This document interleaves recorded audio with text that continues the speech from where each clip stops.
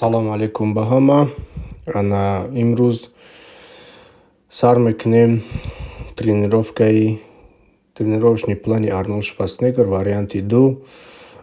Видеоро кӯтоҳ кардагиам максимально дар вақти кам, чтобы шумо вес смисли плана бифаҳмен. Так мерем ирӯз тренировкаи груд, спина и поча. Якум жим лёжа сар мекунем. Жим штанги лёжа 5 подход, 8 повторений. Чтобы видео 1 соат нашава, ҷои основной машқа мондагием. Весои рабочийро меёбем, ҳамура 3-4 подход мезанем. Так.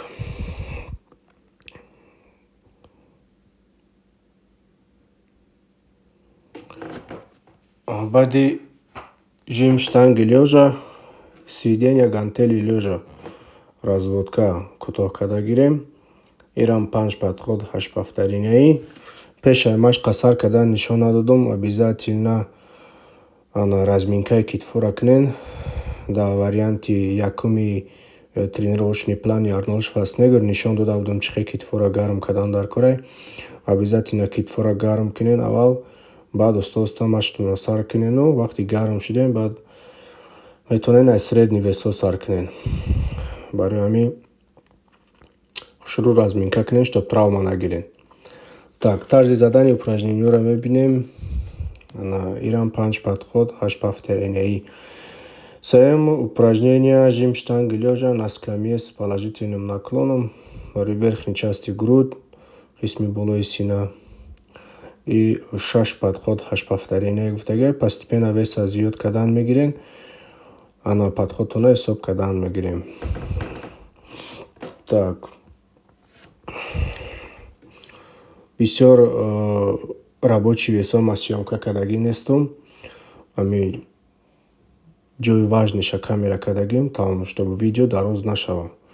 Баъди верхний жим сведения рук в кроссовере 5 подход 10-таи.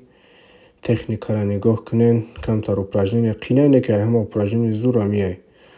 Ако варианти арнольдски ша намондем ва ё дига хе мезадам, вақти ё дига хе буд дози вариант современный вариант чай. Более безопасный, более зудтар. 5 подход 10-таи мезанем. Сведение рук в кроссовере. Яке упражнение беҳтарин барои гурдора калон кардан. Агар соз истифода соз зада бутоненеш. Так. Отжимания на брусьях 5 подход, чандтаи метавонен. Мақсад до отказа задан дар кора. Якта мезанен, дута мезанен. Яхе залода ҳастай бо брусики также вес дора. Метавонен вес монен ёрдамтон кунад задан гирен. Так, баъди отжимания на брусьях пуловер с гантели лёжа на скамье 5 подход 10-таи. Вақти гантела поён мефурорен, стараться кунен кунтон боло нашава. Агар кун боло шид, грудные мышцы, спина кам вай мекуна, кор мекуна. Барои ҳамин ёзи переходное упражнение ҳисоб меша. Ҳам грудора ҷамъбаст мекунем ба ю, ҳам спинаро тайёр мекунем. Баъди турник навистагия 6 подход по максимальной повторений. Зал додам бисёр буд, дига ман съёмка накардам. Касе турник зада метавонад, турник бизана. Касе наметавонад, аналогиш намхали тренажёр дай. Ман сабаки бисёр съёмка кардам, ҳама ҷом дар ман дай. Турник назадаму дар тренажёр задам. 6 подход, 5 подход 8-таи. Так. Тяга штанги обоими руками в наклоне 5 подход 8-таи. Хеле грифа мемонен дар ягон кунҷ, ҳар дастатон қати меқапен, миён рост. Постепенно вазнро зиёд мекунен, мезанен.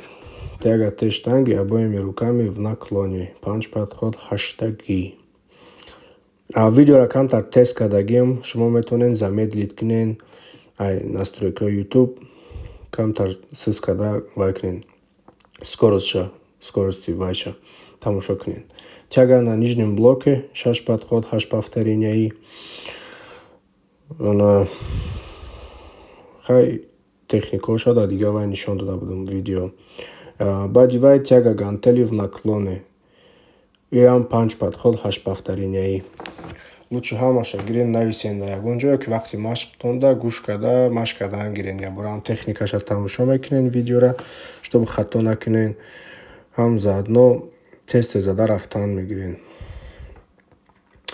Так, тяга гантели в наклоне 5 подход 8 мезанем и баъди становая тяга со штангой с прямыми ногами мешава. Ана и упражнение да тоғиша камера кардам, весои вазбин 50 кг гантеля ба фикрам.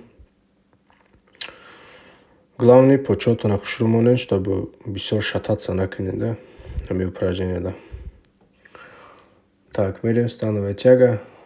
С прямыми ногами почти ранее мертвая тяга меша. Максимальный акцент да миллиону пишти почай. И уже переходное упражнение меша, спина бами буд меша и переход на ноги меша. Данный тренировочный план барои одамои тоғри мегира ки дар ҳафта 2 бор зал меоянд, ёки 4 бор зал меоянд, ёки 6 бор зал меоянд, метавонен истифода барен, барои ки як рӯзда 3 қисми бадана мезана: груд, спина, поча.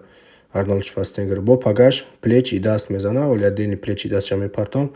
И ҳам такрор кардан мегира, агар муштотон дар накунам, зада рафтан мегирем. Так мерем баъди вай приседание со штангой 6 подход 10 повторений. Ма веса зиёд накардам, барои ки почом дарманд буд.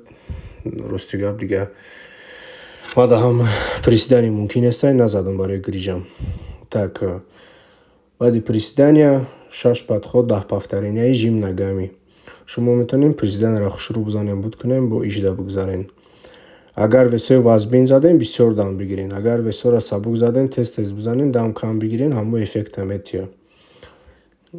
Барои ҳамин нагрузкаро чанд намуд зиёд карда мешавад. Так, 6 подход 10 повторений жим ногами. Баъди задем бачаҳо обязательно ҷамъ кунед на яқибтон. Так, мерем выпрямление ног в тренажёре, разгибание ног 6 подход 15 6 подход 15. Так, машқро мумкин 3-4 соат давом мекунам, барои ки ма 5 соат қариб сёмка кардам, монда шидам, рости гап ҳам гӯш нашидам. 2 бор дар вақти машқ протеиновый коктейл хӯрдум, 10-15 минути дам гирифтам, бо машқа давом додам. Барои ҳамин ключи мерен, навошникро мезанен, тез машқ мекунен. Ганда қинай, короче, план. Так, баъди вай сгибание ног в тренажёре лёжа 6 подход 15. Постепенно веса зиёд карда задан мегирен. Так, баъди сгибания ног подъем на носки в тренажёре стоя 10 подход 10 повторений. Ана икри кашад кардан дар корай.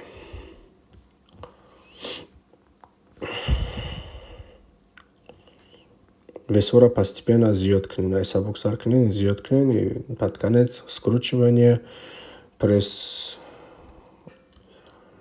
Фикртона нависен масъалаи видеоро дароз кунем ёки кӯтоҳ кунем. Бисёри одамо тамошо мекунанд бе подписка, бачаҳо подписатсия кунен, канала поддержка кунен, видеоро поделиться кунен ягон ҷуда. Агар ягон шиноси машқӣ дошта бошен, одаме ки машқ карданӣ боша, намедона чӣ хеле сар куда, метавона ҳам канали мо истифода бара, ҳама чиро ёд гира. Лайка ёдтон набурорен. Саломат бошен. Видеои дигариша ждат кунен.